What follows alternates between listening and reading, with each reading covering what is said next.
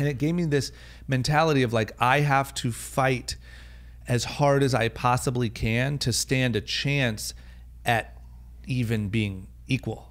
You know, like it wasn't like, and so it made me this like fighter and willing to do anything. This is Entrepreneurs, the Playbook, where I give you access each week to the world's greatest athletes and executives about their personal and professional playbook and what has made them champions on and off the field. This is the Playbook. All right, this is Dave Meltzer, CEO of Sports One Marketing, here with Entrepreneur, the Playbook, and I'm here with a fellow Buckeye. Drama, how are you? That's right, man. Are you from Ohio? I'm from Akron, Ohio. You ever hear of it? No way. Yeah, Swenson's is my favorite restaurant in the world. Holy cow, you told me, man. Right before we started, you're like, we have some stuff in common. I didn't know it was that. Yeah. Holy cow. I thought you were going to say like, oh, I'm from like, you know, Cincinnati. No, man. We were in the exclusive club because you and I both know what it's like to be from Ohio. But I think what I really want to get into is I believe that some people think, say, and do all the right things. Yeah. But they have limiting beliefs. Yes. And we're both from the same place. I still have friends back there, and they're living in a different world than I live in, only because they believe they are. Yep. And you're someone that kind of packed up, moved out, and followed a dream of being a professional skateboarder. Yeah. Originally. Yeah. I want you to explain to people where your philosophy and courage came from, because there's so many people out there that come from these small towns, and they feel all this pressure that they can't leave for whatever reason. Yeah. You and I don't feel that way. 100%. But I love Ohio. I love Ohio too. And man, I could not agree with you more. And it's something that like, I think as I started to get older, you know, naturally, like as you start to get a little older, you start to track back how you got here and what, you know, what's different with you, good or bad, from you and the other people. And I think that was one of the biggest things that I really like latched onto were those limiting beliefs. And it made me not only sort of reevaluate what limiting beliefs I have today, you know, but also what ones I didn't have that led me to take leaps and do some things that other people directly around me in my circle didn't. As far as what really caused it, I can't 100% tell you, because I never had any sort of mindset like practice or read any books or anything like that. I do that now and I'm just mind blown of like, oh my gosh, like there's tools for this, you know, and there's like people that can help you with this. Our favorite book. Absolutely. And like, there's so many things there for you to help, but like, we're not taught that in school, right? You're taught maybe you can run a little faster or get better at math or do whatever, but you're not taught limiting beliefs and sort of mindset and all those things. So what I put the credit, I give the credit to naturally just wanting to grow and learn and get better. Like I just want that so badly at all times. And I've found out that that is the core of what drives me constantly. It's not money directly. It's not anything but just learning, growing, and feeling like I'm becoming a better, more evolved person. So I've always been that way. I just didn't know what it was. I also was a younger brother, which my brother was always better than me at everything. Everything, school, better son. My parents, like he did everything they asked. He played multiple sports. He was better at skateboarding, which was my passion. And it gave me this mentality of like, I have to fight as hard as I possibly can to stand a chance at even being equal. You know, like it wasn't like, and so it made me this like fighter and willing to do anything. And so I think that when like, you know, obviously the biggest single transition in my life was moving to Los Angeles. And when it came time for that, there wasn't even a part of me that second guessed it. I believed that I was worthy of something more, of a better life that existed in LA. I didn't really know what that was. And I was willing to fight till I died to get it. And a lot of times that persistence is what it takes. Part of the reason I wanted you on the podcast is that you, to me, encapsulate an entrepreneur. And I'd like to get your perspective on school, for example, because a lot of entrepreneurs come and ask me, you know, should I get my MBA? Should I get my law degree? And I'm overeducated because I am an entrepreneur. And I will go on the record of saying, I believe whatever you do to invest in yourself is well worth it. But as far as being an entrepreneur, tell me your philosophy about school and how it would help you be an entrepreneur, or what your philosophies are. Here's what I think. I think if you know what you want to do and school is required in that, there's a lot of jobs that that's the case. Go to school, try to go to the best one, try to do the best, do whatever it takes to do that. if you're one of those people that graduates high school and you're just completely unsure of what you want to do, what direction you want to go, and you think that college is going to help you figure that out, you couldn't be more wrong. Sure, there's a chance that you go there, you run into someone, there's this serendipitous thing, and sure, that could happen, but I don't think it's worth the gamble of how much it costs to go do that. I think that right now in 2018, we have access to so much education. Education doesn't mean school. You know, and I think we have access to so much education with podcasts like yours and books and ebooks and everything under the sun. You can very easily dig around on that stuff, spend your time listening to good podcasts and watching good content as opposed to like World Star Hip Hop and, you know, sports highlights, and just figure it out. Figure out what starts to attract you. Go intern for people. Go, do anything to expose yourself, even travel. Go find a cheap way to travel around Europe. Do anything to expose yourself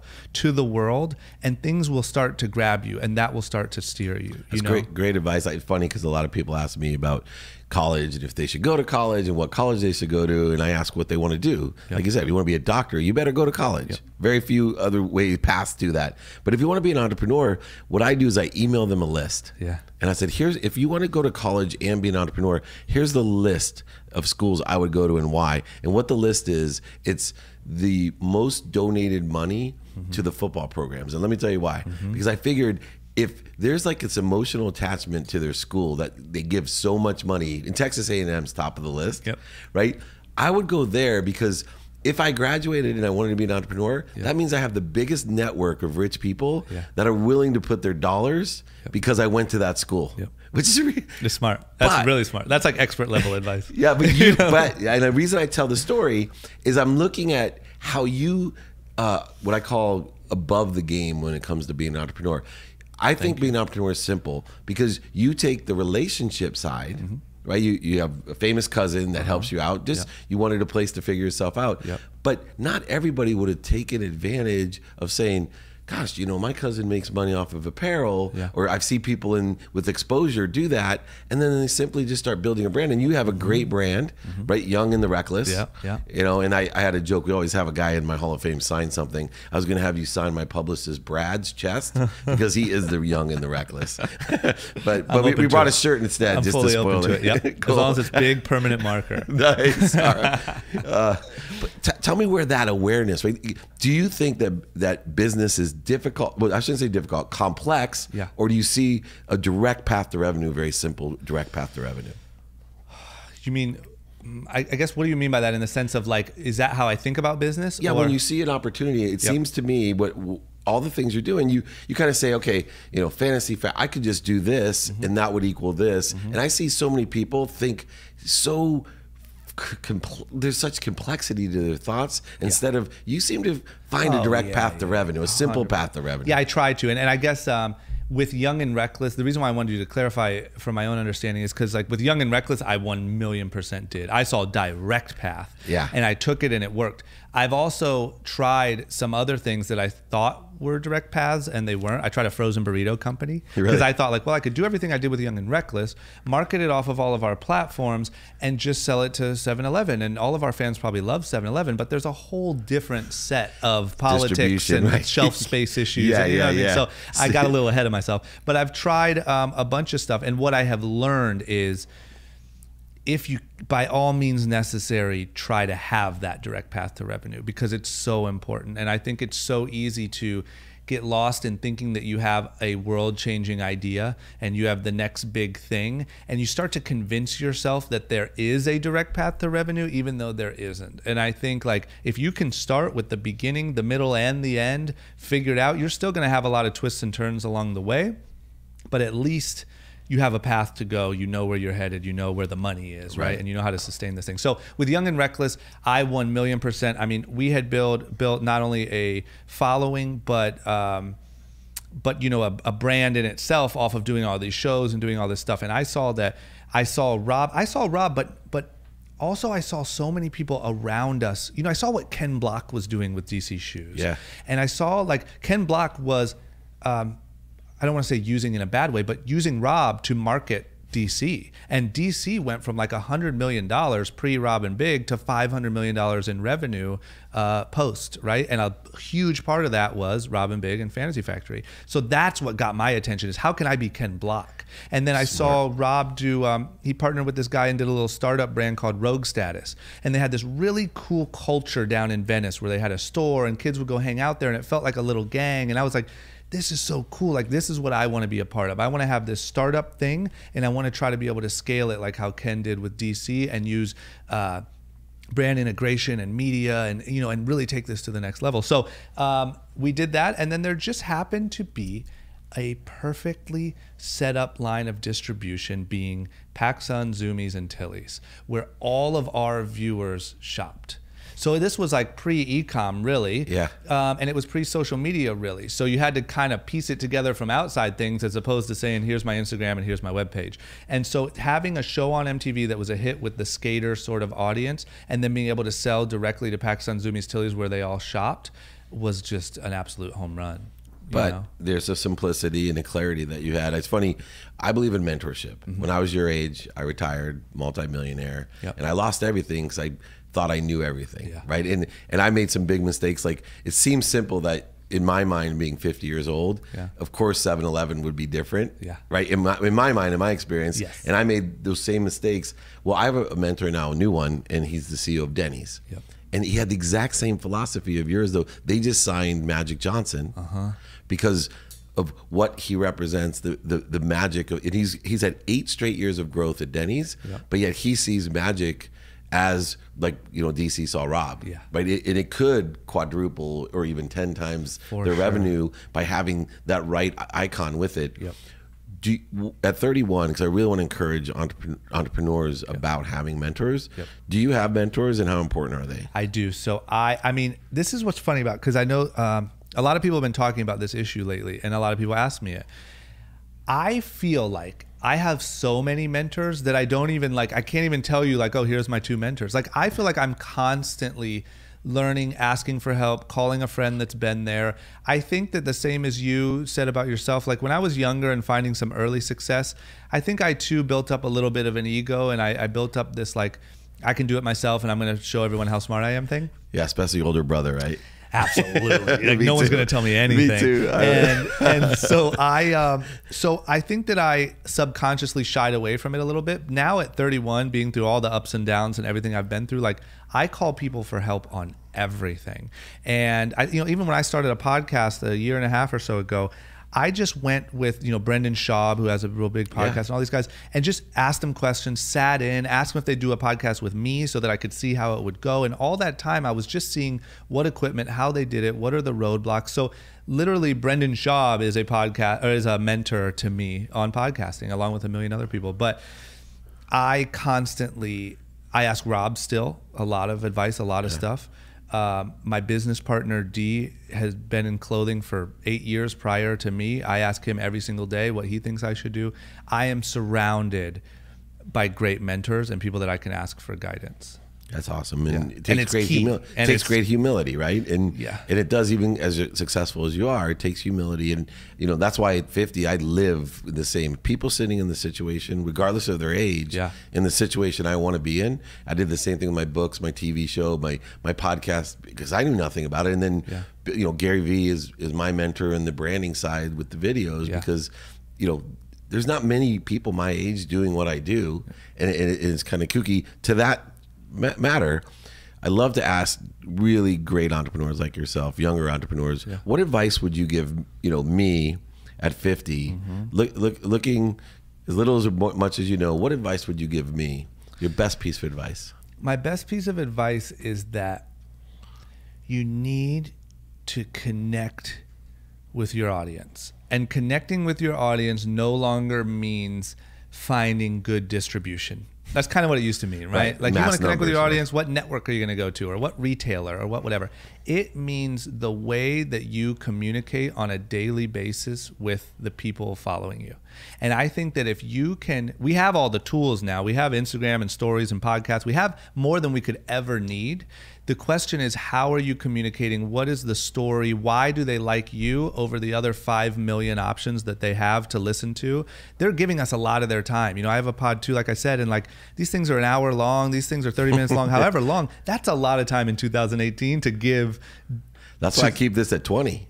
Yeah, man, thank God. I'll go with the shorter attention because span. that probably helps. But I'm saying, like, to have people even give up 20 minutes, think of all the other things they're replacing. And so there just has to be a reason why they say, man, I really like Dave. Right. Because just having good information and good whatever isn't quite going to do it anymore. It's like, I like Dave. He's cool. He teaches us stuff. He doesn't, you know, he lets his guard down. So that's what I would say. That's awesome. And I call that, you got to, there's 4 billion people out there on the internet. Yeah.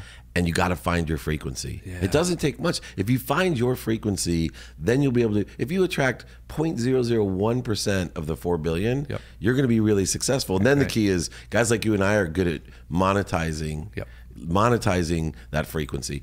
What do you think your frequency is? Because I'd love to see your own self-perception of it. Well, my frequency is the people that are smart and more so hungry and maybe didn't grow up in a super nice city, or maybe didn't have, like you know, exactly, like a little outside of Coventry, or, you know, didn't go to an Ivy League school, didn't go to any college, didn't care really at all in high school, and sort of the system, not to sound all like anarchist, but the system didn't really speak to them, but they know they want more. Those are the people that I'm trying to talk to, because I'm trying to say that was me too. I was just getting out of school whenever I could to go skateboard. I couldn't have cared less about college or school dances or any of that stuff. But at the same time, I still wanted to succeed. I still wanted a good life. I still want a home in Los Angeles and a wife and kids. And like, that's still what I want. Just because I'm that kid doesn't mean I'm some degenerate that wants to go live in a gutter. So, you know what I mean? And so I want to speak to that kid who's hungry and will do anything to get it. And the normal way of going about it doesn't quite speak to them. And I love that, because I think the whole country and the world is moving that direction. When I was a kid, it was doctor, lawyer, or failure. And there's a tremendous amount of pressure. And one of the things I'm doing for my legacy is trying to figure out how to adjust the educational system to allow for socialization, because I don't want kids staying at home. Like I have 3 daughters that are teenagers right now and an 8-year-old. I'm sending all of them to college for the experience. I had to tell my oldest, who got straight A's, I'm like, it takes twice as much to get straight A's as it does to get all A's and a B. Twice as much work. That last day, I don't know what it was, but I watched it all throughout my law school, business, undergrad. I go, she goes to New Orleans, right? Tulane. I'm like, go have a good time, work half as much. And she's looking at me because she has my grandmother, you know, she's the oldest, my grandmother on her that's doctor, lawyer, or failure. And I'm sitting here going, you'll be able to, if you have passion, purpose, you'll be able to find the profitability. What legacy would you want to leave? Because you're right at this great transition. You're not 17-year-old. You're not a 17-year-old on Musical.ly that has 6 million followers, but you're not 50 years old. Sometimes I and wish it's I all was. over. Yeah, me too. Just want to say, it seems like a pretty good life. For a while, right? But what do you do when you're 50 and still watching that stuff? What was the other one? I'm sorry. Sorry. And you know, and you're not 50 like me. What legacy do you want to leave? Because you have a lot to do still, and a lot of passion to share. Long term, you mean? Like kind of life legacy? Life legacy. I think it ties into that, into my frequency. It's like I think that unfortunately the way that we're raised and high school, the education system is, and it's just kind of, you're either a success and you do well and you're popular and you get good grades and you're hopefully set up to go on and be great, or you're a failure and there's no path for you. You know, and I think now, like you were saying, it is amazing that you can skip school and listen to some amazing podcasts and probably get a lot better education. I'm not saying skip school, guys, don't do that. But you can, it's now available to you, you know, and I think that I would love one day to say that in any way I helped alter the education system. Like, I hope one day when I get older and I have hopefully a lot more money and can say that I really, because I think it's really broken and I think that it leads people into kind of the abyss. So that's it. I just want to say that, man, I want people to say that guy made me feel like it was possible, even though I didn't take the normal path. So you got a new definition of drama school. So it's There you perfect, go, right? man. Come to drama drama school of school. drama, Chris School of Drama. There you go. All right, I don't usually do this, but an added question, a bonus question. Please. Only the people from Ohio, especially Akron, Cleveland, are going to get this. Yep. Skyway or Swenson's?